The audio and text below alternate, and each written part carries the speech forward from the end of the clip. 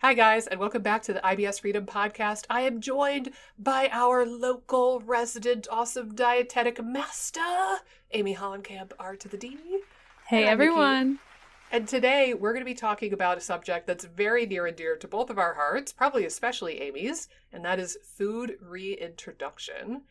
Let's kick it off, my dear, because this is probably your favorite topic, I would imagine. That and maybe the under-eating topic are your two favorites, if I had to guess. Yes. So I'm going to kick it off to you, and then I will chime in from time to time. But if I may, maybe let's frame the conversation for starters, that there's going to be, like, food reintroduction, like if you do an elimination diet and you don't know if foods are triggering for you, right? Like you do a Whole30 or you do AIP or you do whatever. And then there's the reintroduction strategy where like you're literally waiting to find out what's triggering for you and you're looking for like an allergy or sensitivity. And then there's probably what's more common amongst our listeners is going to be like, you have done the low FODMAP diet and now you're trying to strategize how to reintroduce either carbs or FODMAPs or fiber or complex carbohydrates or something like that. Right. But I think that they're slightly different, at least in my opinion. So let me preface with that, and then I will kick it off to you. Right. It's almost like when I think of reintro and usually who we're working with, I think most of my clients get in a dietary rut. And there's like a mindset, a huge mindset piece that you want to jump over. A huge hurdle from a mindset standpoint that you have to get over because you're mentally trying to wrap your head around bringing back in these no foods again. They've been labeled as no foods. Yeah. And then I think, again, there's also this physical hurdle as well where your body hasn't been eating these foods for a while that can be a little bit challenging to overcome as well. So you have, you're balancing the mental and physical sides that can come up from a reintro standpoint. And I think, just zooming out, there's so much talk about restriction. I mean, everyone has their flavor that they prefer. Maybe it's SIBO specific, maybe it's biphasic, maybe it's low FODMAP. Like there's all these different restrictions. Some people go low carb, some people go paleo, whatever it is. Everyone's sort of veering more towards the restriction angle. And again, that might be helpful short term to do low FODMAP to kind of calm things down and things like that. But there's so much less focus on the reintro. Mm-hmm.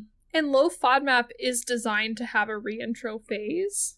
But I find that a lot of the practitioners that are using low FODMAP don't necessarily know how to implement it properly. Mm-hmm. But like the proper implementation of low FODMAP is there should be an end where you are reintroing foods to see what your body does well with. But I just find a lot of times the prescriber is not a dietitian or not someone that's really guiding. It's more like, oh, here's this list of low FODMAP. Stay on this forever. Mm-hmm. And there's no discussion around reintroduction or how to expand the diet. And that is really sad and heartbreaking, I think, because you're just not getting guidance. And again, you're already probably freaked out of foods if you're getting a yes and no list, let alone not really getting guided on how to reintro or being told, this is the goal. The goal is to reintro and to have a broad array of foods that you're eating. And that's just oftentimes not discussed or on the radar from what I've seen. Yeah. Well, and you have a good point. I think like, when you're kind of coming up with a strategy, you could zoom out and say, what was the proposed purpose of the elimination? Yeah. And what is the possible mechanism of the reactions that I'm watching out for? And what is the end goal? Like, and I'm going to say something controversial, but I think you're going to get what I mean. In a weird way, you might be better off just being labeled with IBS and never actually getting the diagnosis of SIBO in this regard, right? Because like a person with IBS could go to the GI doctor, be told that they have IBS, be told, hey, do low FODMAP for a while. Let's book you with an appointment for a dietitian. And then at least the dietitian is going to lead the person through the elimination and the reintroduction. And at least there is some effort on that, because it usually, in my finding, that world, it's not, the automatic assumption isn't that FODMAPs are evil or carbohydrates are evil. It's just that there's like a tolerance difference between individual and individual. And they just know that people with IBS oftentimes don't tolerate some of the FODMAPs. So it's like, they'll help you get back to that, at least reintroduce a few of them.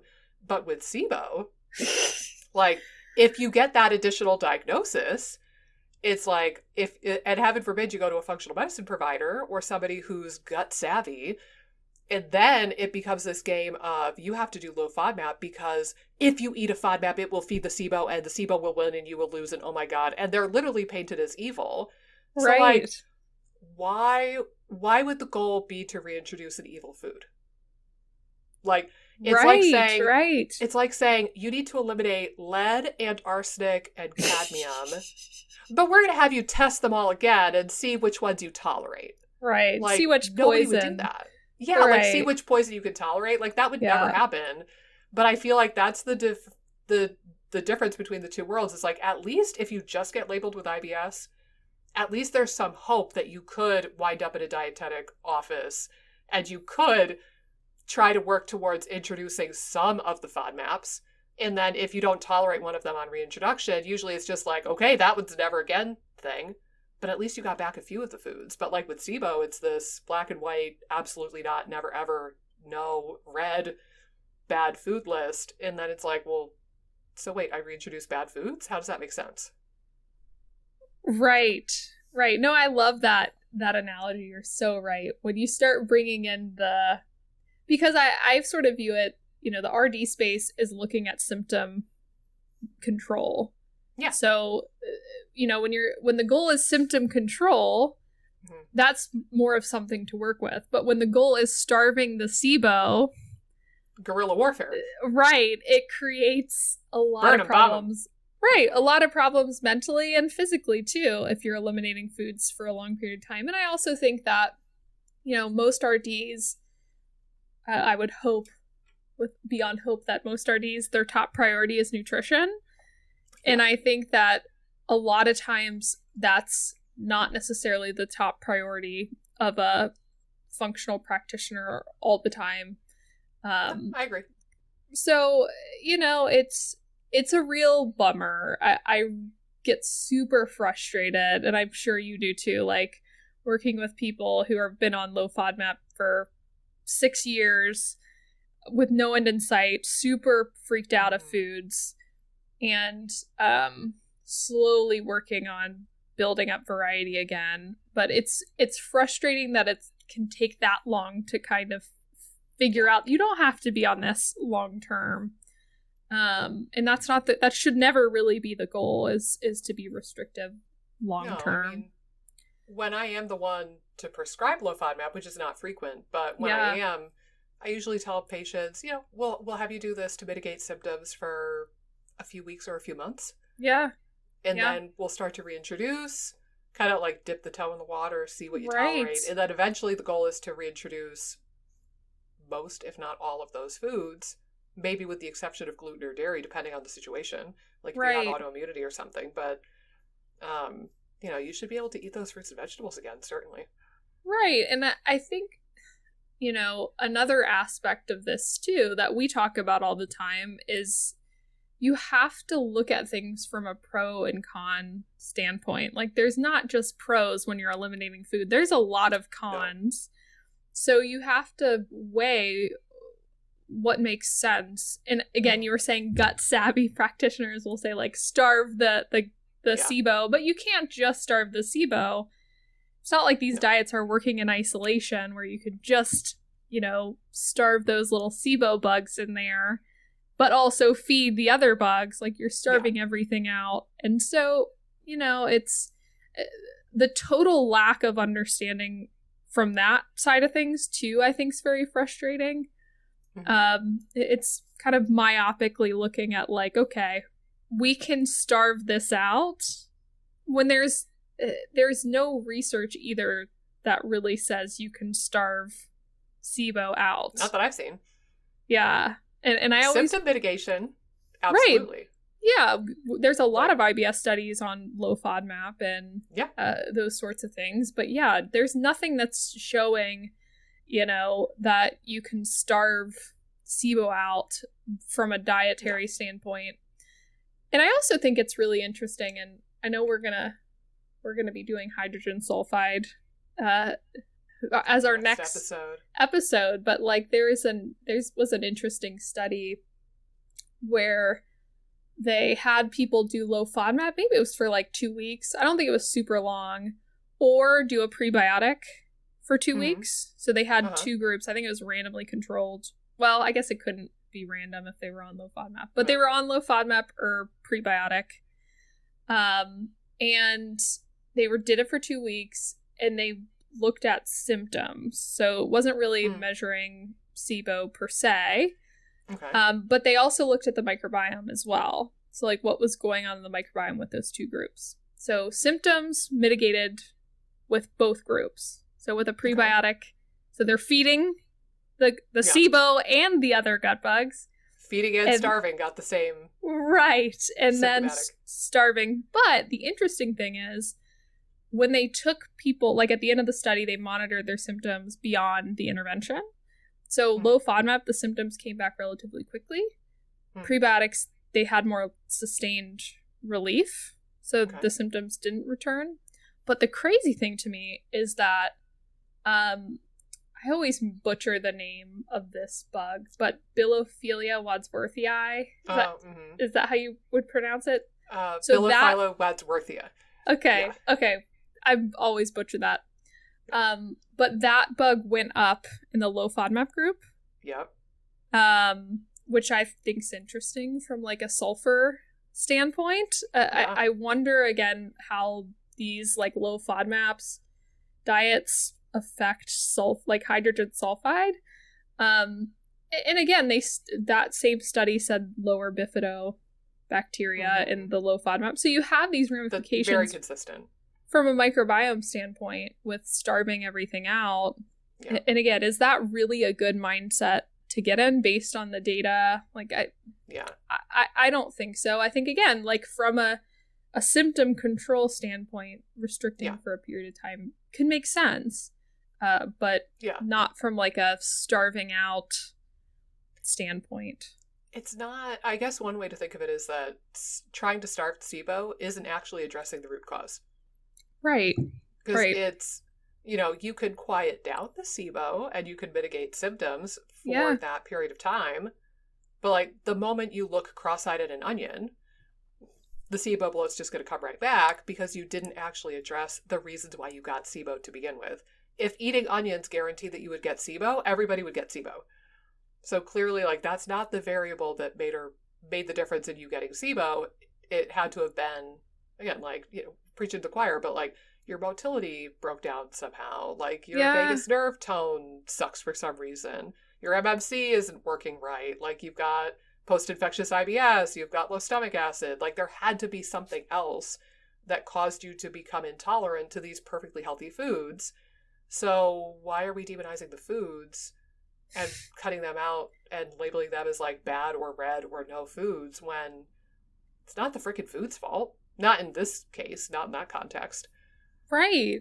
No, you're 100% right. And I think it feeds into the narrative that we were saying earlier. Like, when people are saying it's a food problem, so if your practitioner is like, oh, you have to be a low FODMAP forever, or whatever it is, they kind of freak you out in some way. If you're getting that messaging and then you're trying to control every symptom diet-wise, like it would be natural to be like, oh, I'm just going to stay clear of onion because when I do eat it, I get a symptom and I'm feeding this. Like it feeds into the narrative that they're trying to make. And like, you're exactly right. They're jumping over the root causal part of the conversation and just totally failing that and putting it in someone's head that they can manage their SIBO with diet. Yeah. When it's just not that simple. Diet and clearing usually, I would say, is the biggest killing thing. it, starving it. Right. And And I think getting to like reintro stuff, like I think from a reintro standpoint, typically when I'm working with someone, I'm trying to get a really good gauge of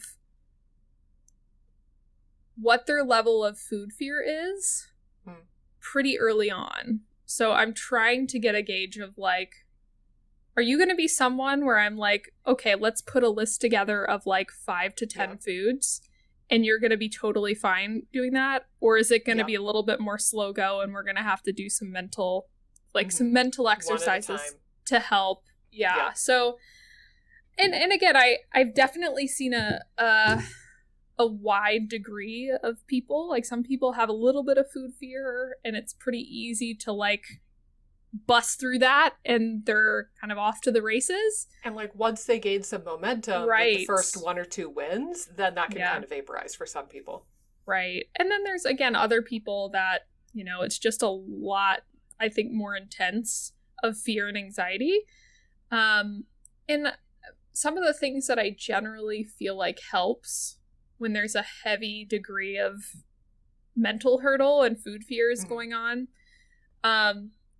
are things like, I really like visualization. I don't know if you've ever used that. Do tell. Yeah, but like having someone, if this week the goal is for you to introduce asparagus, sitting down, closing your eyes, maybe in the morning or something, the morning before you're going to try it, or doing a couple visualizations with this, but sitting down, closing your eyes, like visualizing yourself, sitting down, eating the food. Who are you eating it with? Like trying to make the visualization as real as possible. Yeah. What does the food taste like? Kind of visualizing yourself in the first person eating this food. Even visualizing yourself after feeling good. Yeah. Like playing out your day a little bit with that food having gone well, and matching that with like the emotion you would feel if that occurred. So like grateful, thankful, and then you kind of come out of the visualization. Yeah. So it's really simple. There's not necessarily rules to it, but I think doing like the mental exercise of walking it through can ease the actual real life experience a little bit. Yeah. It's like a dress rehearsal before you get to the big show. Right. Exactly. I really like visualization practices. So that's one. I think sometimes I'll have people write down the fears that come up. So like if they're really freaked out of like asparagus, again, using asparagus. Sorry to pick on asparagus, guys. It's because I have it painted behind me. Where is it? There yes. Is that a new work? Relatively, yeah. I added a couple. I'm slowly growing this wall. Nice. I'm going to run out of wall space eventually, but not yet.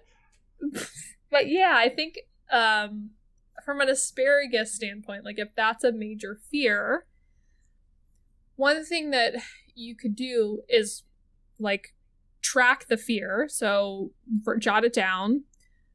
Let's say you think that the asparagus will feed the SIBO. So you can write that down. I usually have like a little sheet that people can use to write down what their fear is coming up. And then next to it, reframe that fear. So like, actually, asparagus is feeding my good bugs, or maybe asparagus is really delicious and I used to do really well with asparagus. So like you can kind of reframe it.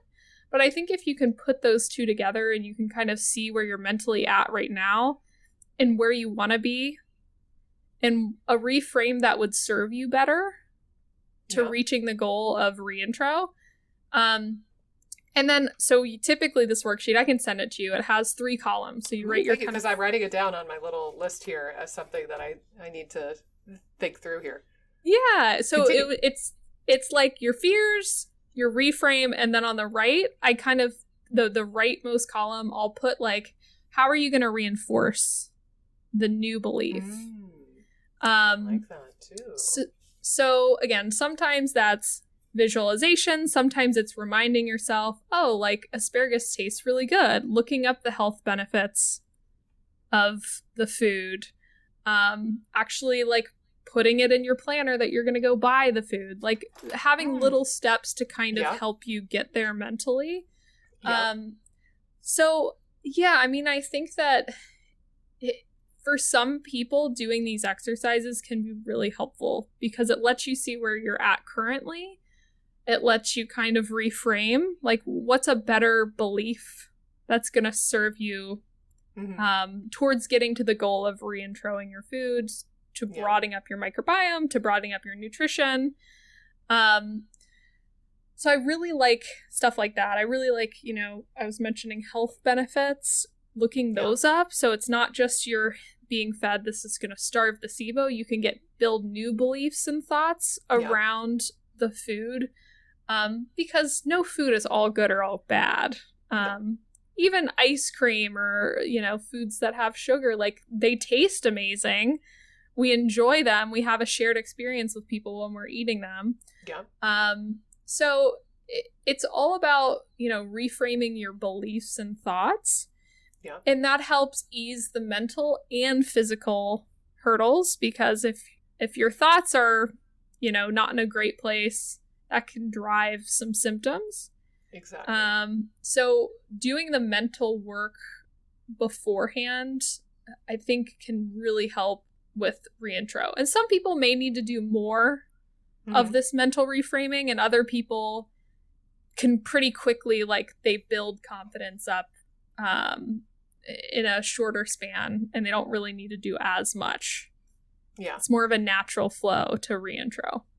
Yeah. It's like how intentional you need to be with this stuff versus, again, like, some people, they might be a little bit nervous and then they introduce one or two foods successfully and then they're like, oh, okay, this is going great. Right. But yeah, for somebody who's been on a restricted diet for potentially many years, it can be downright terrifying to introduce foods. And, it's like, it can make the difference, honestly, between not even how smoothly the reintroduction goes, but whether or not you do it. Because I've had appointments with patients, and I'm sure you have too, where we talk about reintroducing a food or two, and they seem down and I'm down, and I think, great, I'm going to cut them loose for a couple weeks and they're going to reintroduce this food and then we'll talk about it. And then the next appointment comes around and I'm like, so how was the blah, blah, blah? They're like, oh, I didn't do it. Yeah. And they chicken out. Yeah. And it can make the difference between, do you get the guts to do it, A, and then B, when you do it, what happens? Like, does it go smoothly? But if you psych yourself out and freak yourself out and get hung up on how this food is going to hurt you and the symptoms, then there's a much higher likelihood that you're going to get unpleasant symptoms. And it could be completely unrelated to the food. Like, I think I told you, did I tell you my story about when I thought that I got exposed to dairy and I royally freaked myself out? Yes. Dear God. And that happened a good 8 or 10 years after I did a lot of my gut healing. At that point, I would have told you that my gut was in good shape for many years. And it's still like that kind of background little bit of like PTSD was still there from my previous experiences where I just needed that little seed to be planted, and then my brain just let it bloom into a big tree. And took it away, and like I had bloating, like I thought I was going to have to unbutton my pants at a professional conference. How could that have been? And royally freaked myself out. Like I could feel my gut cramping. I could feel the bloating. I could see the bloating poofing up. And then the moment I found out that damn yogurt was made with coconut milk and not cow's milk, everything vanished. And I went back to normal, and I was like, son of a gun. Like, it makes you feel like a crazy person, but I know I'm not a crazy person. It's just, that's what the nervous system is built to protect you. And if it thinks for some reason it needs to protect you from a perceived threat, whether or not it's a real threat is up for grabs. But if it perceives a tiger, it's going to do things to your body unbeknownst to you. And you need to be aware that your nervous system might take you that direction and try to control that and be aware of that. And I think that's why I tell a lot of my patients too, just like acknowledging that the fact that you're in my office right now probably means that you have some element of medically induced PTSD.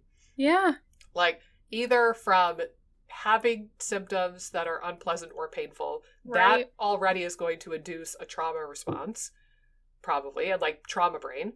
But then, heaven forbid, you hop from practitioner to practitioner and you get dismissed and misunderstood, and you spend a lot of money on supplements or medicines or procedures that don't actually help you, and you're frustrated and burnt out and depressed, and like all of that is like, take a second to acknowledge that you probably have a bit of trauma brain, and anybody else in your position would have trauma brain.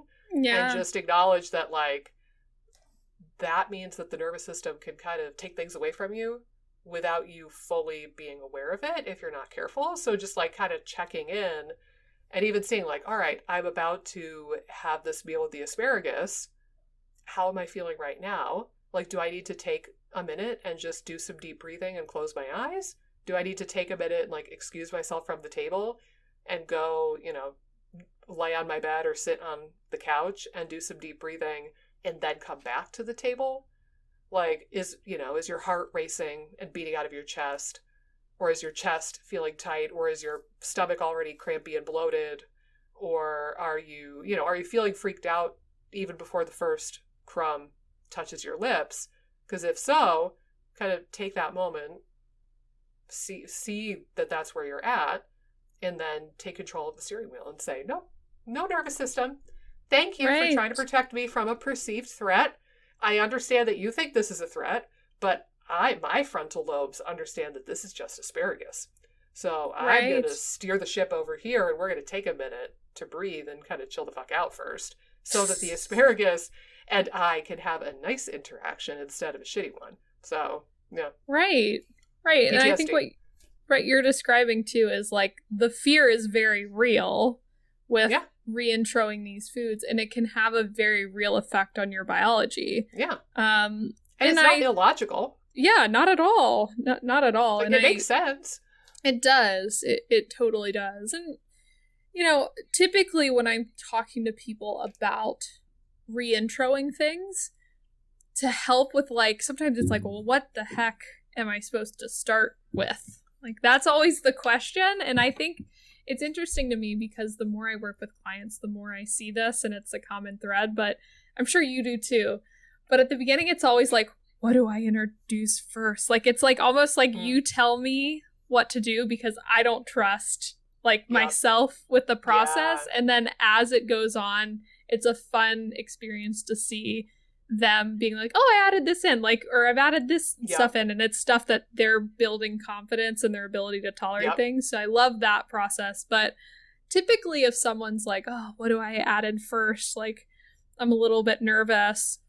Typically the rule of thumb that I'll give them is like, what's something that you maybe took out that you didn't necessarily have a strong reaction to? Like, can you think of some of those foods? Yeah. And then 2, what from that list would you be excited to add back in?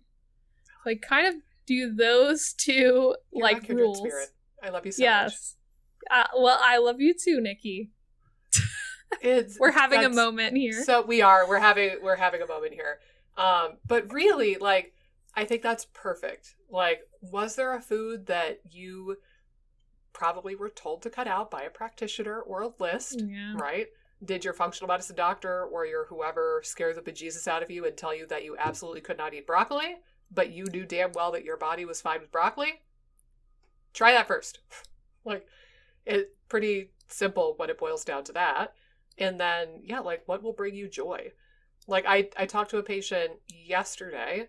One of the very first things she reintroduced was avocados because she lives in Texas. And I remember in the first appointment, it was a teenage girl and her mom, and both of them were like, look, we live in Texas. We live for guacamole. Oh, like, we would eat guacamole with every meal every day of our lives. So this low FODMAP thing is really hard. Do you think she could eat guacamole again someday? And I said, absolutely.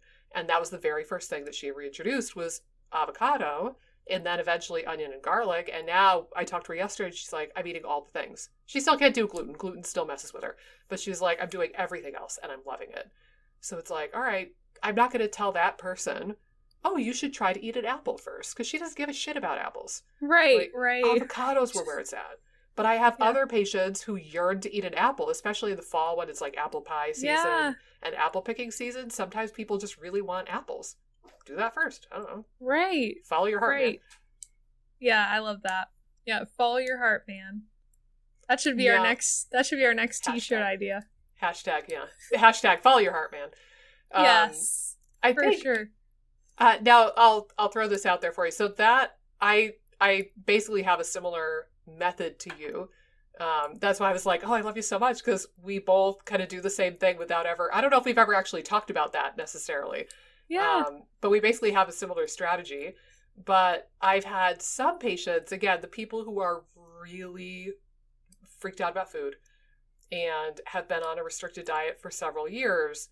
I've had a couple patients where they actually didn't love that approach so much. They needed something that like felt more scientific in a weird way. Yeah. So like I remember one patient, for example, and she's done really well. She's made a lot of good progress. And we've talked the whole time working together. We've talked about reintroducing foods, and she's nervous, but like she wants to do it. It's just she has to get over the hurdle to get there. And this was one of those cases where like we would talk about, okay, reintroduce these two things. Let me know how it goes. And then we would talk again. She hadn't done it. I was like, what's going on, man? And we'd talk, and then same thing would happen a couple of times. And then last summer, I think, I posted a video on my YouTube channel about using the FODMAP acronym as a tool for reintroducing and going through it systematically and like trying, basically you can try to find foods that are only in one column, because sometimes people will pick up on, oh, my body for some reason really hates polyols now, but the oligosaccharides are fine and, you know, the monosaccharides are fine. Or maybe you have an issue with the fructose monosaccharide foods, but the other ones you're fine with. So when I sent that to her, and she was like, actually, I really like this method. It feels more sciencey and it feels like more methodical. Like, oddly enough, if you're really freaked out about food and reintroducing, it can feel, and she wasn't my only patient that had this feedback. A couple of people ended up liking the other system ultimately. But it's like, it can feel just a little bit willy-nilly or like too good to be true. Right. To say, follow your heart, man. Like, you want an avocado, you eat an avocado. You follow go for your the heart, gold. man method is too... Yeah. Again, we'll hashtag it. But like, that can feel too froofy for some people, and they want, again, it's like they don't trust themselves and they don't trust their ability to make the decision. Right. So they would much rather just like somebody give them the perfect list or the master list. Right. So that's an alternative. I much prefer the method that you described. Like, start with the things that you're pretty sure you don't have a reaction to, or the foods that would just bring you a great deal of joy, and then start with those things. But for those of you, and maybe it's like maybe the more left-brained, analytical, organized, hyper organized people of the world, maybe it's them. But like some people I have ultimately recommended, I'm like, okay, don't follow your heart because you don't trust your heart. Right. Here's the chart. Pick one of the columns and you start looking for foods that are only in one column. So like cauliflower versus, you know, I'm trying to think of a good example. There are some foods though where you're like, oh, it's in all of them. So that wouldn't work. But you know, just pick and go by. Pick a lane and then go down that lane until you figure it out. And it's interesting you say, you know, I've definitely seen variation in how people want to maneuver the reintro. One of my favorite cases, and this is going to be a little different because she was younger. She was like maybe around 24, early 20s. And she, with the pandemic, she moved back home to live with her parents. And she was like, kind of the opposite of what you were saying. Left brain is like hyper over analytical. She was annoyed with like the whole process of trying to choose.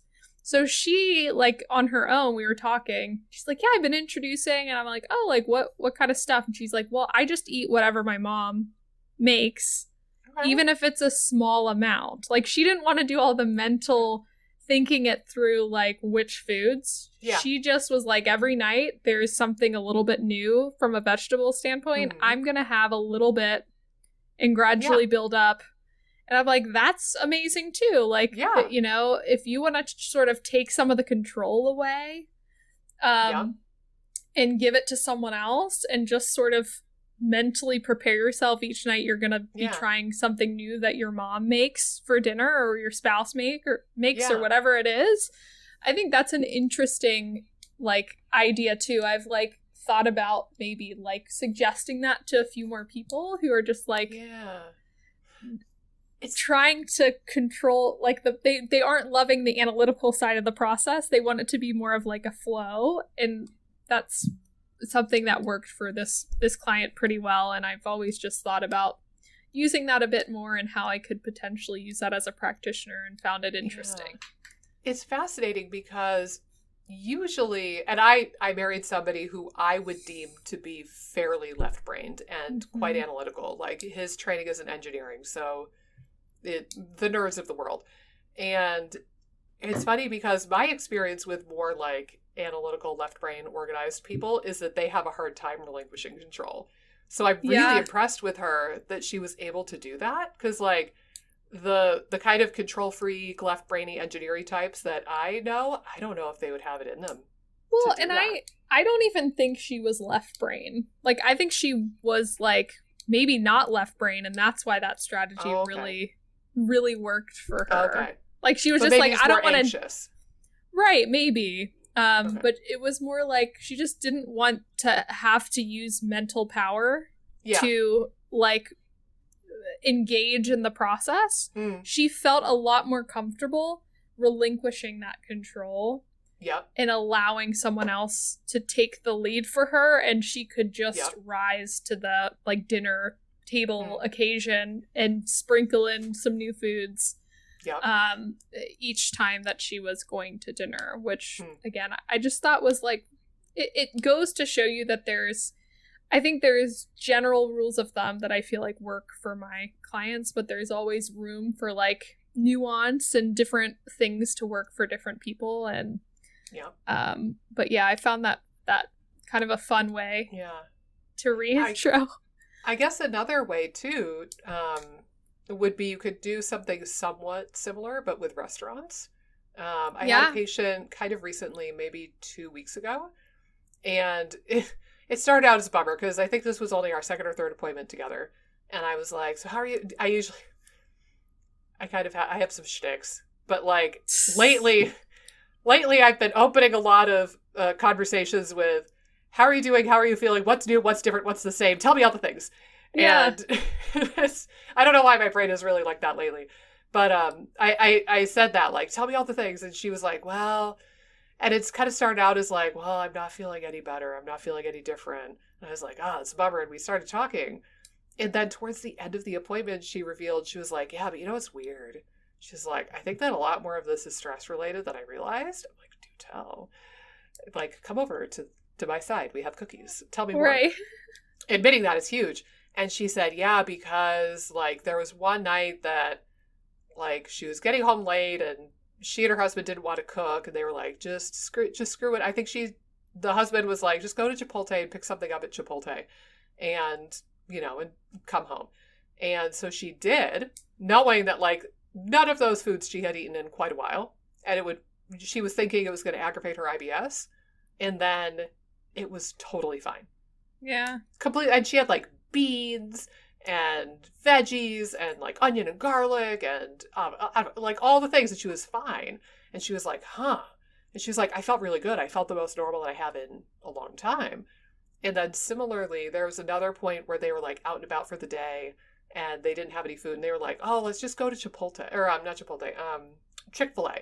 Let's go to Chick-fil-A. And she got like the breaded chicken sandwich and like fries. Absolute garbage food. Or maybe it was a grilled chicken sandwich, I forget. But she got like a chicken something or other and fries. And she said, it was great. I felt the most normal I have in a long time. I had absolutely no issue with it. And it's like, it was kind of making her like confused in a way. She was like, meanwhile, I eat like this clean, like organic whatever at home, and I get diarrhea and bloating. But we unpacked that, and actually one of the things that came of that appointment, I was like, okay, new official homework assignment, new prescription, if you will, is to get dinner with your husband once a week or every other week. Like Right. dinner that you don't cook, that you either pick up or you go to a restaurant. I think maybe one of those situations they actually went into the restaurant. But I was like, that's now part of your homework, is maybe you just need to kind of like remove yourself from the home environment where you have so much control and you've been so rigid with your eating. And you just need to like take a day like once a week and just like enjoy the experience of going out with your husband, enjoy your food, and order something off the menu that looks delicious and for no other reason. Like, Yeah. I don't care, if you want to get the organic whatever salad at the restaurant one day, cool. If you want to get only cheesecake one day at the restaurant, cool. You do you. Right.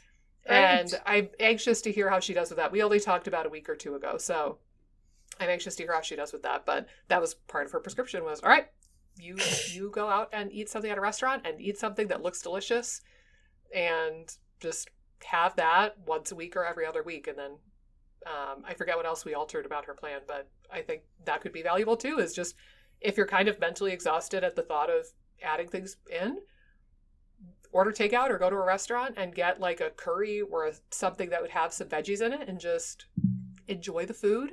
Right. Don't obsess about what the ingredients are of the food, but just enjoy that food and then see how you feel. And it might be that your body takes that in as like, yes, I've been waiting for this. Right. So that's maybe a little bit scary to introduce multiple things for some people, but it can be helpful. Right. It's funny. It's like your go with your heart method. We've discussed that one. I feel like it's like a let your hair down method. Yes. If you had to like hashtag it. Yep. And I think that can be incredibly valuable. I know through my own experience, like thinking back to reintros, and like I almost think it's like let your hair down in like an F it type attitude, like F the diets. I'm gonna go like do me at a restaurant. I'm gonna live my life. Right. And I think that I remember like vividly having like it feel like going from here down to here, like a very visceral like relaxation. Yeah. Of like, okay, I'm letting everything go and I'm enjoying this meal. It's not something I've eaten in a while. And again, like, I think talking about pros and cons of things can sometimes resonate as well. And thinking about that, like, in almost accepting a little bit that you could have some reactions, which I know we've talked about too. But like, if you had a reaction and you really enjoyed a food experience, like, there's still pros there. And did the pro outweigh the con? Yeah. You can kind of discuss that with yourself. And I think that thinking about it in that way can be helpful for some people. And I will say as well, with the accepting how you're going to respond to reintro, super important from what I've experienced. So like you could potentially have the symptom and that's okay in a lot of cases. We've talked about before, if you haven't had that food in a while, your body has to adjust to it. And your microbiome. Right. If your microbiome hasn't seen a morsel of fiber in 18 months, then give it a minute. Right. If you've eaten low carb for a year and you're adding in carbs, like your body needs to bump up amylase and enzymes that break down starch or whatever it is. Like your body's going to adjust to different nutrition and your body and your microbiome. So recognizing that and accepting that, I think makes reintro a lot smoother. Yeah. Sometimes I'll give people like a general guideline of like, well, if the symptoms like a 5 or above, it's something to maybe pay attention to, like on a severity scale. If it's like 5 and under, it's probably a normal, or 4 and under, it's probably a normal reintro type symptom. Yeah. So, having an idea that, some mild symptoms are to be expected, and there might be like I think don't even want to call them symptoms. Like, Okay, how yeah. about changes? Adaptations, transitions. Yeah, like, Yeah. you might get, I mean, we would normally call them symptoms. So, like, bloating or, like, cramping Right. or, I think that, indigestion. Right. I would totally normally label those symptoms, but it just occurred to me, maybe the way to phrase it is you could have some mild to moderate changes or adaptations. Yeah, I like And that's adaptations a lot. It's to be expected. Again, like your microbes haven't seen this food in a long time. Your pancreas and your gallbladder and your stomach and your small intestinal cells haven't made these enzymes in a long time. They probably have a teeny bit of amnesia and they have to remember how to do it now. And it'll take a couple of goes before you start making these enzymes again. Even hell, lactose. Like, that's something I think that's been pretty well proven in research, if I remember correctly, is like, if you take somebody who is not lactose intolerant and you have them cut out lactose for a long enough period of time, their body will forget how to make lactase. It's like, the body's not dumb. Like, your body knows, oh, I don't need to make this anymore. Pfft, cool. I'll save my resources and I'll do something else. But like, for me, I went dairy free because I figured it was the casein protein that really instigated symptoms, supposedly for me. I didn't have any symptoms of lactose intolerance at the time, but I haven't eaten dairy in about 10 years. So now I'm probably lactose intolerant just because my body hasn't seen dairy in 10 years and I'm not making lactase anymore, I'm sure. Right. And it's okay. Like, it's, I'm not going to touch the stuff because of the protein and my immune system hating it anyway. But like, if I did get the bright idea to try to go from no dairy for 10 years to I'm going to eat ice cream at, I don't even know, like a place that sells ice cream, I don't know if it would go so hot because I probably have induced lactose intolerance now. Yeah. And that probably can happen to some degree with other enzymes, but then the body can kind of realize, oh, we have to make the enzyme for the thing because there's a thing. We never thought we'd see this again. Holy shit. Right. And then off you go. Right. 100%. No, I think you're dead on. There is an adaptation process, and I kind of like to describe it too as experimentation. I think wrapping your head around it as big experiment and what foods work for you are going to be different than maybe what foods work for someone else. And that list can grow and change and evolve. It's not like, what you tolerate right now is what you're going to tolerate in 3 or 4 months when you address root causes and other things. I mean, it's always changing. Exactly. Which I think's like, if something's constantly evolving, I find personally it can be harder to wrap your head around versus, I wish it was as simple as these are the foods that I do well with, these are not the foods I do well with. But yeah, I think it's constantly evolving, and I think it, even over like what works for me now might not work for me in 5 years. Maybe I need a little bit more carbs. Maybe my needs change as I do different movements and intensify my movement, or after I have a baby or whatever it is. Like, I do think needs change, and when you address root causes, you can expand the diet a lot more too. And again, it's such a key piece to this because so many people go heavy on the diet. Like, they expend so much energy and resources on the diet because it's so strict. And then they fail to address things like stress. And the actual engagement in the diet stuff makes stress worse. So I do think, I'm glad you brought it up earlier. It's so important to recognize that, the diet piece is in having kind of removing things that you might be triggered by. Yeah, it can help symptom-wise, but not necessarily address the root causal aspects that are going to allow you to expand and build tolerance to a lot of different foods. So there should always be a consecutive action of like, oh, you're reintroing while we're kind of adding in some root causal support.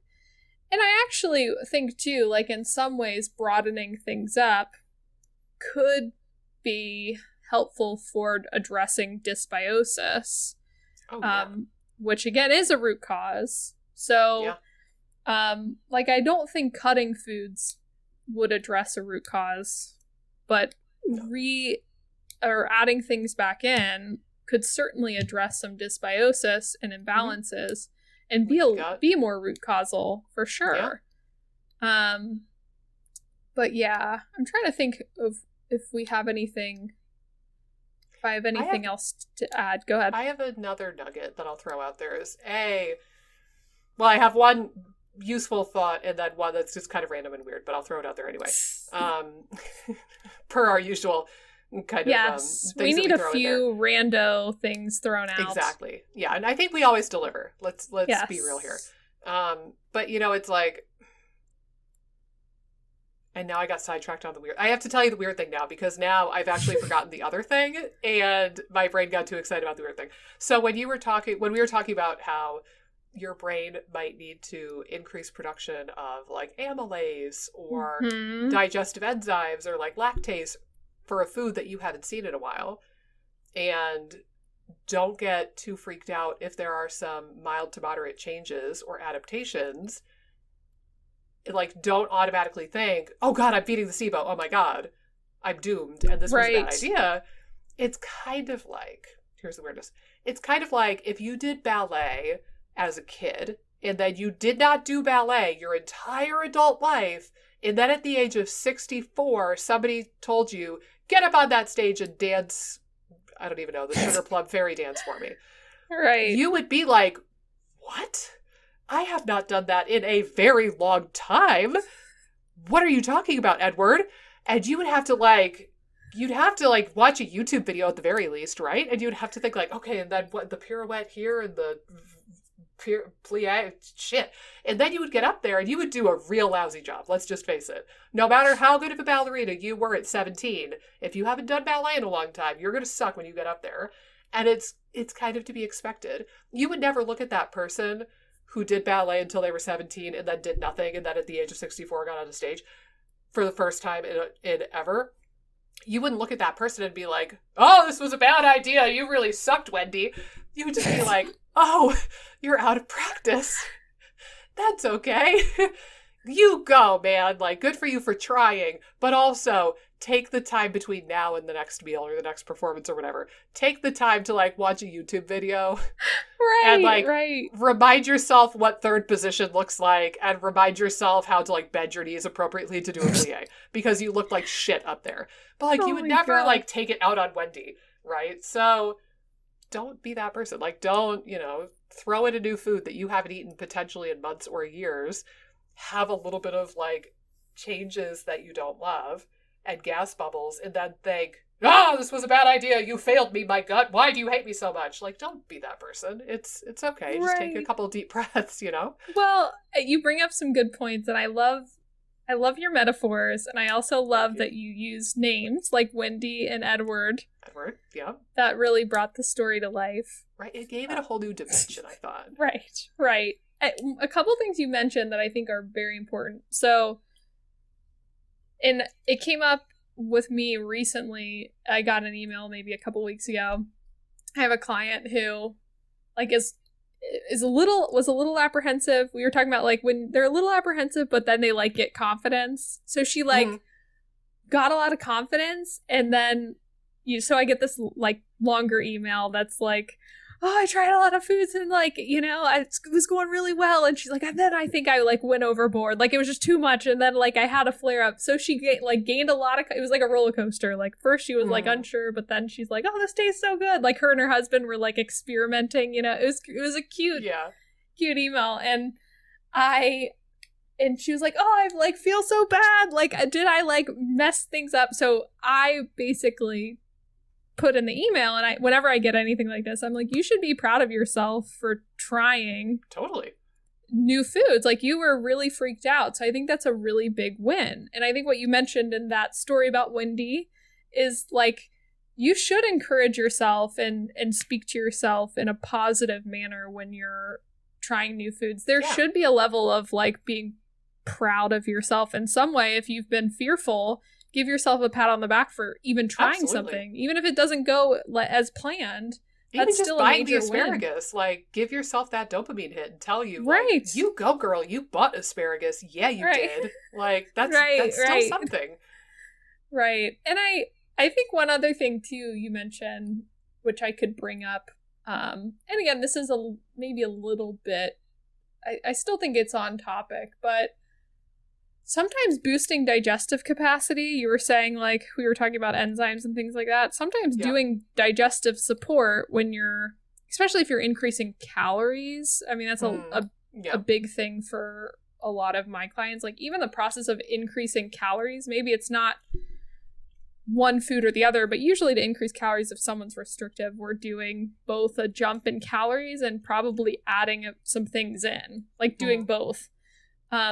But doing a couple things, whether it's like bitters or enzymes or HCl or whatever it is that might help with like digestive capacity. Or just giving yourself like 2 times the amount of time to eat your meal. Right. Like, if you're used to taking 10-minute lunches, give yourself a full 20 minutes. Yeah. You know? Just give yourself more time to process. Even that. For sure. For sure. But yeah, I think like that can be a beneficial thing to focus on digestive capacity. I thought of the thing, by the way. So when you're done, I thought of the thing. Yes, tell me. Hit me. Okay, cool. Thank you, with your best shot. Da, da, da, da. So this is another thing that comes up with patients pretty often too, again, around like the food fear and the food reintroduction stuff, is, the quote that I think is attributed to Einstein, but the internet does not do well with attributing quotes to the right people. But I think it might be an Einstein quote, maybe. I see it on memes on social media all the time. But that quote where it's like, doing the same thing over and over again and expecting a different result is the definition of insanity. I would not necessarily say that's the definition of insanity, but, like, there's other things that are insane beyond just that. But that quote and that saying. So sometimes I bring that up because people are, they have this mental hurdle and this fear because they're like, every other time I tried to reintroduce, it didn't go well and I'm really terrified of it. And I usually make the point, if all of the variables were exactly the same and you were trying to reintroduce the food and you were expecting a different result, then that would be possibly kind of silly, right? But the variables are no longer the same because you're working with me and we're doing new things, right? Like, I have you on and then, we'll talk about the protocol. Like, hey, we now understand X, Y, and Z because of your test results. And we have you doing X, Y, and Z based on that. And you're already feeling X amount better. And, it's like, I have to sometimes paint the picture of how you feel like it's the same. Because in our brains, we only perceive our body as our body. And it's very easy to get stuck in like, well, I have tried it before, and therefore if I try it again, the variables are the same. It's still me, so it's going to go horribly. But it's like, your situation's not the same. You are taking 3 new supplements and exercising for the first time in years, and you're chewing your food better, and like listening to my amazing podcast with Amy, and like, there's all this stuff that has changed now. So you don't have to worry about that Einstein quote. You don't have to worry about that definition of insanity stuff because you're not doing the same thing anymore. It's totally different. Right. So sometimes even just that, when I explain that, people will be like, oh, yeah, okay. Even if you just introduce like a new antimicrobial, like, hell, even that's something that's a different variable and that's changed it enough that you can expect a different result, possibly. Even if you add in one new thing, or if you've introduced one new food, or if you've introduced one new habit, or you've decided to like chew your food adequately for the first time in your life, like even one change changes enough stuff that now the variables are no longer the same, and you could be reasonably, you can feel not silly to expect a totally different result. And you can it's like I give you permission to have that optimism because now things are different, right? So no, I think that's there's a couple things that came to mind when you were talking about that. I'm glad you were bringing that up. I think, also, I tend to remind my clients, like, is low FODMAP or whatever diet you're following really working? Like, it isn't really providing you awesome relief, like amazing relief. Yeah. Do you feel normal? Right. Right. Okay. And I think thinking that diet's going to get you there is not necessarily the best frame of mind, as we've discussed. And I also think you brought up something really important too, that, diet isn't the only thing that's going to help symptoms or create symptoms. So a lot of times I'll talk to people too and like almost get them wondering, like, okay, you had this reaction to a food, and a lot of times it's like, sometimes I react to this food and sometimes I don't, and it's like, well, there's other variables there. Maybe it's not the food that's creating the reaction. And sometimes how I'll actually get people to clue in on that, and it's not necessarily, it's slightly different, but I'll have people track their good gut days, like their better than average days. Yeah. Instead of getting so hyper-focused on the symptoms, instead being like, let's change and go the other way. And like, if you're having a better than average day, what factors in the last like 24, maybe even 48 hours do you think could have played into your better gut day? Did you sleep more? Did you laugh with your husband? Did you go on a walk? Did you eat at different times? Like, was your pattern a little different? What was your stress? Were your stress levels different? Like, anything that you could think of that might have played into it. And I think instead of getting as hyper focused on the symptoms, sometimes even focusing on the good changes that are happening or the good gut days, and what contributes can actually help divert focus to the things that help versus getting hyper focused on the symptoms, which can be really like, I just think a lot of times it's very hard to say this thing is driving this symptom because there are so many variables. Yes, you can. Like, I do think that there's clearer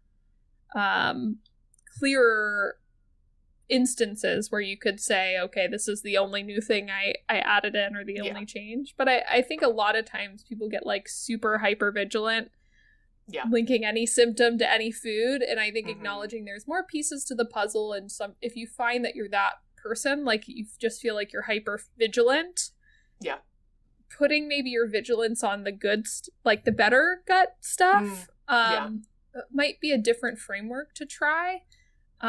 Sometimes I'll even have people do this, like, even if it's just like a little, a journal or even just a little tick mark of like, oh, I had a better than average gut day.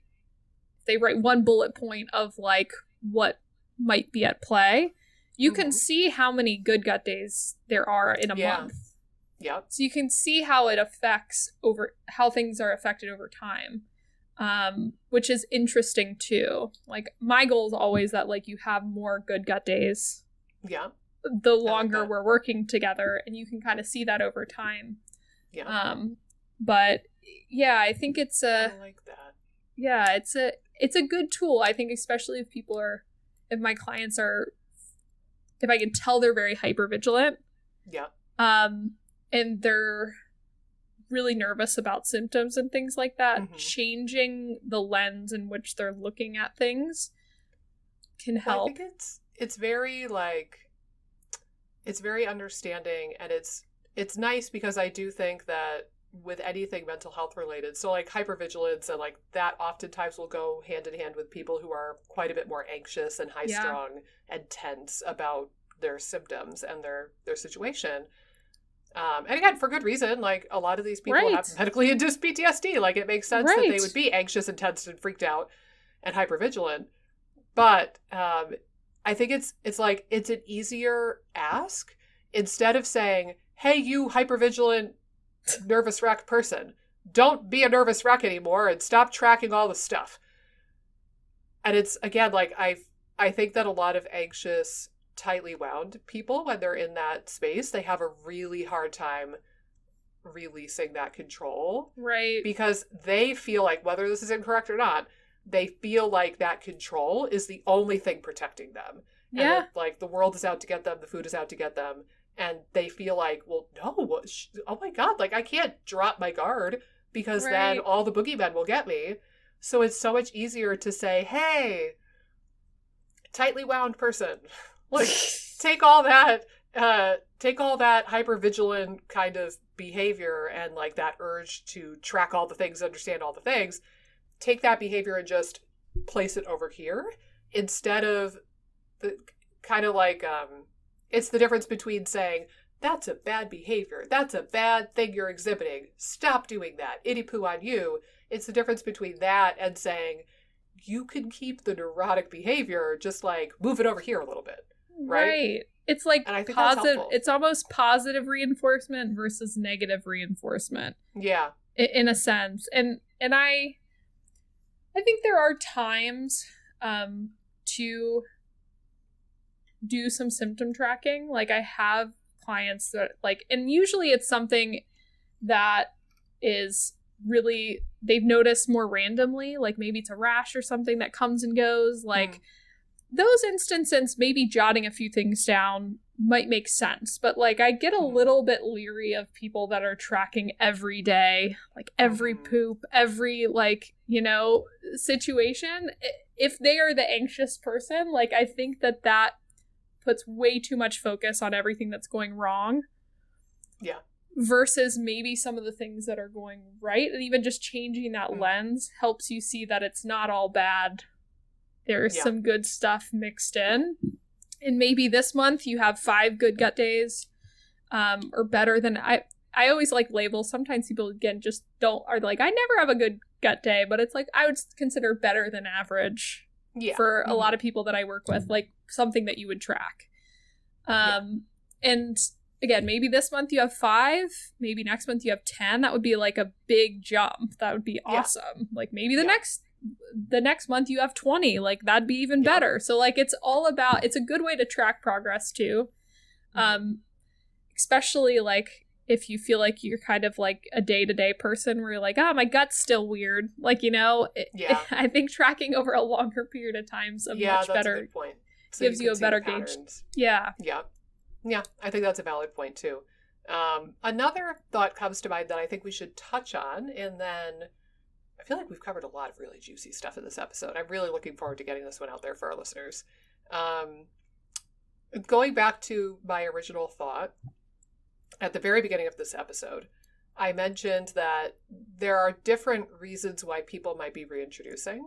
So let's talk for just a second about the pace that you could go at. And I'll weigh in first, and then you can agree or disagree or weigh in if you want. Typically, if I'm suspicious of a food sensitivity, so say, for example, if somebody comes in and they have 3 autoimmune diseases, and, you know, and they have like joint pain and migraines and Hashimoto's and psoriasis or something. Like, say if they have this like inflammatory, autoimmune, squirrely clusterfuck of stuff going on. That's the person where maybe the conversation is less about like FODMAPs and carbs and fiber. Maybe that's a case where, like, all right, let's just have you do a trial run of like basically paleo. Like, grain-free, dairy-free. Give that just a month or 2, and then we'll touch base. For those situations, if you're looking to see if your immune system freaks out at a food and see if you get a sensitivity type reaction, I think the normal recommendation is to wait about 3 days between items. And this, you know, I don't know if anybody does that, but that's the ideal, because you could take a day to generate the antibodies and generate that immune response. But, like, I think that it's important to go a little bit more slowly with those sorts of things. So if you do like a whole 30, to this day, I don't think I've met a single human being who has done a whole 30 the right way, because everybody does the super strict elimination for the 30 days. And then their brain goes, I'm done. And then they like eat everything all at once. And it's like, well, it's not really the point of the whole 30. They kind of, a lot of people treat it more as like a cleanse for 30 days, and then they kind of are done with it. I don't think I've met a single person who's actually done it the right way yet. But theoretically, if you do something like Whole30 or Paleo and you're looking to see if something ticks off your immune system because you're like an inflamed autoimmune pile of goop, then for you, you're probably going to want to reintroduce a food every 3-ish days and kind of dip your toe in the water. And I always have people start with the least suspicious items first. So like if you don't really think your body has a problem with grains, try the grains first. If you don't think your body has a problem with dairy, try dairy. But like usually I'm having people wait until the very end to try gluten because that's kind of the wild card for a lot of people, especially with autoimmunity, versus my IBS and SIBO patients. If I'm having them reintroduce FODMAPs or carbs or fibers, honestly, sometimes I'm having people reintroduce a new thing every day or every other day. Yeah. If you have a reaction with the FODMAPs, like you're going to know about it pretty quickly. You're going to eat the onion or whatever it is, and within 20 minutes or a couple of hours, you're going to get the nasty SIBO symptoms of the bloat. Like you're going to know about it pretty quickly. So you could theoretically like eat the new food at lunch on Monday, and then at lunch on Tuesday, you feel like you're back to your baseline, and then you could test another food perhaps. So usually, I think the pace, you could go quite a lot quicker if it's more about like IBS, SIBO, IBD kind of stuff that you're exploring, as opposed to the autoimmune inflamed people who are hunting for like weird immune reactions. That's kind of a whole nother thing. Right. Bugs react quick. Immune systems take a little bit of time. So that's my take, at least. No, I totally agree. I think the pace also depends, I think, on the person too. Like again, if they're really freaked out, sometimes I'll just be like, let's do like one new food each week. Like this is your sweet potato week. Like you're gonna take some time to like maybe have like a 1/6 or a 1/4 of a sweet potato like the first day, maybe wait a day in between just to like calm your system down if you need anything. If not, again, you can always bump up faster. I think, again, I play it by ear a little bit, but I think if I have someone that's a little bit freaked out to add stuff in, usually I'll start with like, you know, each week in between our sessions, add a new food in. And sometimes I'll even tell them like, which foods are you going to, like I'll have them list the ones that they're going to add in so I can specifically ask them about it. But yeah, I think going like, if you're nervous, I would go on a weekly basis and sort of like test. And again, once you build up confidence, I think it's a lot easier to do it more quickly, and it should be less of a problem. You know, the pace should be less of a problem. But I think you're right. It's not necessarily like you're going to have this delayed immune system reaction to onion. It's more you're going to have a more acute response, or, you know, a few hours after or whatever. Like within the window of time where your body and your microbiome is trying to process, digest, and absorb that food, that's when you're going to see the difference, primarily. Right. So, you know, what does it take food to reach the colon? Between an hour and like 3 hours for most people. Like that's kind of your window for most of the stuff. Versus, again, like if you have migraines or if you have rheumatoid arthritis, like I know for my mom, she has very early stage RA, and on a day-to-day, it's very well managed. It's in remission. But if she gets glutenated, her joint, this knuckle, will hurt the next day. It's always the following day. So she'll go to a conference, pre-COVID times, of course, but she'll go to like a conference for work, come back, and she'll be like, yeah, I think that the breakfast they served might not have been gluten-free. I'm really suspicious. And then that next day, by the time she gets home, she'll be like, yep, I knew it. Darn My little gnarly knuckles acting up again. Yep. Oh, no. She should get a tattoo. My gnarly knuckle. Oh, she should. Yeah. I'll run that by her. She should get a tattoo that says, if it's not gluten-free, my knuckle tell me. And then, like, show people at restaurants. Really freak them out. I love it. Or make a card, be like, here's my card. Actually, I remember that was the thing for a while there. I don't know if it still is, but sometimes there are like cards that you can get like laminated that say, I cannot have the following foods, and it's a list of, you know, you can have them custom printed. My goal for all of you listeners is so that you don't have to have one of those cards. Yes. Like that is a whole new level of like, wow.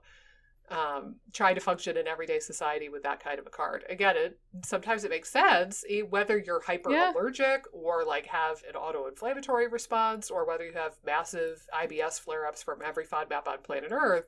But like, you can approach normalcy again. It's just a matter of like how you get there for each of those cases. But I would hope that all of our listeners don't have to go down the road of having a pre-printed up, custom-made laminated card with all of the foods that they cannot have, so that they can send it back to the kitchen and tell the chef about their food stuff, because that does happen. It's funny you bring this up, because I was literally I grabbed it on my desk. Armand, when we started dating, had made a card that he would give women. It says, "Professional cuddler." And then on the back... On the back, I don't know if you can read it. It says World Traveler, avid lover of brunch, outstanding gentleman, weakness when it comes to animals. That is the most amazing thing I think I've ever seen. Yep. So he printed a whole bunch out, and then he would like, I don't know, he would make his friend like go deliver these to like girls and like not girls, but women. Like when they were out and about. I'm like, oh God. So like, I died when I saw this. He didn't give this to me. I found him in his apartment when we were dating. How funny is that? How was he not snatched up prior to you snatching him up? Because that is adorable. That is exactly the level of adorableness and cheesiness that if I got that card, I would be like, hell yeah, I'm calling you right now. Yeah, it's... Hopefully we have something in common, because already your sense of humor... Like, I'm in. Yes. Marry me now. Yes. That's so funny. Oh my gosh. Oh, Armand. We all need dating cards. I think that would be a really interesting thing. Like, you could get more out of, like, a card like this than, like, a dating profile. Like, you'd have to really put a lot of, like, punch into your few inches of space. No, that's clutch. And if you notice too, I think that he shelled out the big bucks for those cards, because I know my first business card that I had printed was when I was in grad school, and I just got, you know how like on Vistaprint, if you let them put on the back, like, this card was printed with Vistaprint, they'll give you the cards for free. They'll just have you pay for shipping. Yeah. Like, so I did that. I remember in grad school, because I was going to conferences and seminars and things, and I needed to give like my phone number or my email address to people. And it literally just said, like, you know, Nikki Sear, that's my main last name. Nikki Sear, like, student at SUHS, email, phone number. But on the back, it was, right on the back, it was, like, printed for free with Vistaprint.com. And, yeah, that is not on the back of his card. It's color, and it's not the cheapo Vistaprint one, so he actually paid top dollar for those cards. I am impressed. That's dedication. Yep. And double picture, like front, you get the picture. And I'm noticing that the shape surrounding him on the back looks like it's kind of half of a heart shape. Yep. Too. Yep. So it's a very subtle reference. He's not like, bam, in your face, you're going to love me. Right. It's like a very subtle, like, I'm going to just make you think that this is maybe a heart. So Correct. maybe you'll love me. It's very, like, classy and subtle, actually. I'm very impressed. Those of you who are not watching this on YouTube are truly missing out, by the way. Go to the IBS Freedom Podcast YouTube channel and tune in for the last couple minutes of this episode if you want to see Armand's card, because it is magnificent. Yes. Magnifique. Tell him I am impressed. Yes. He would probably be so embarrassed if he found out, but I doubt he'll listen to this, so it doesn't matter. That's all right. And it's our podcast. We can do what we want. Right.